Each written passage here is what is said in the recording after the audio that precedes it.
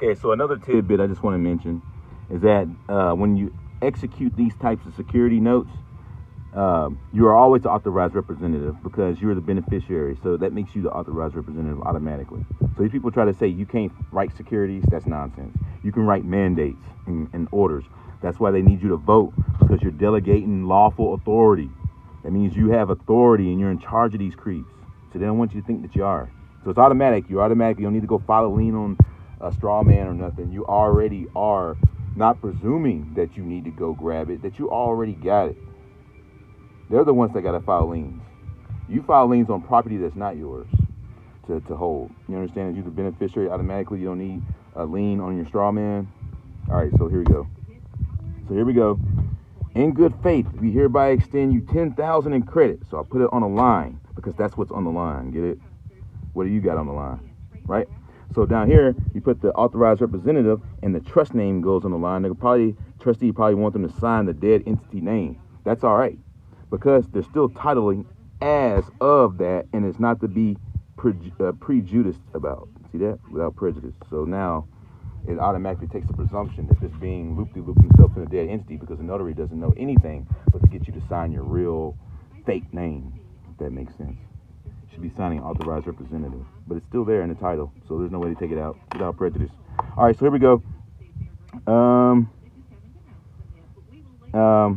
Paper terrorism, the lie about paper terrorism. You guys are probably afraid of that.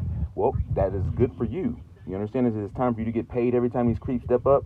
So when they say that this is paper terrorism, you're going to turn around and rebuttal and say, oh, but since you accessorized paper terrorism that actually caused harm to people, since you were lying and I'm only telling the truth and you're afraid of the truth and you would be terrorized in your action, then that makes you the terrorist and me the truth maker, and that is my official rebuttal to your paper terrorism that you find undeemed unlawful, and which means that you titled yourself unlawful and now you accept damages.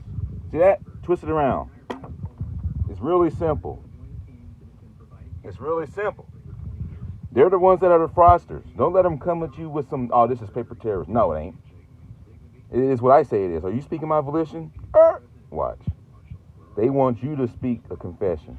Oh, but you're speaking my volition about paper terrorism, though. Oh, shit. We out of here. They send a letter like this. Oh, my trustee. You're my trustee. You ready to pay me now? See? I already set the stage. All right, so if you return, you will be deemed a trustee in adverse possession. I'm giving you $10,000 in credit for that crap door. All right, and this is for the other woman who has nothing to do with it. So she's going to give them $10,000 credit, and she's going to sign as authorized representative herself, because she's going to issue the credit herself. That's why I didn't put a signature on it, because I am not the issuer of that other estate. All right, so in good faith, we hereby extend $10,000 in credit, in which covers everything, includes fees not to exceed $10,000 in credit. If you don't say that, they're going to float bonds out the ass. If you don't say this note is not for sale, like down here, they're going to go float this on the stock market, and they're going to make thousands off of you. You don't want them to do that. All right, so if you return, you will be deemed a trustee in adverse possession, waiving all immunities and rights to be liened for $500,000 in punitive damages for persisting in such fraud as the self-executing immediate seizure you agreed to. This is a self-executing contract. Security. Persistent in persistence. Violations include 18 U.S.C. 73, 18 U.S.C. 241, 18 U.S.C. 241 extortion, 18 U.S.C. 872. Close account right there. That's the account. This is the trust. Close that motherfucker. It's prepaid. It's prepaid. These people don't need nothing else. They're just a bunch of thieves. See what I'm saying? And they got it all twisted around like this so you can't tell this little game that they're playing, but that's why you're watching this channel. Classes that I have that teach you how to get out of these types of situations start at $150 if you have a problem, anything at all, anything you're thinking about in your mind. I've got a problem. No, you don't. It's time for you to get paid.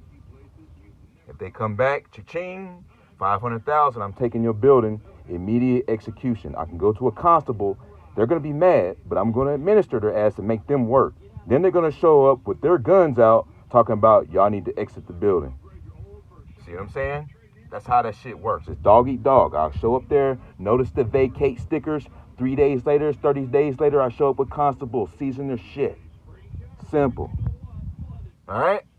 So, leave a donation, support the channel, or, you know, of anything, donate $150 to get a class. I'll teach you how to do this stuff and leave the devils on their ass. You're welcome. Stay awake.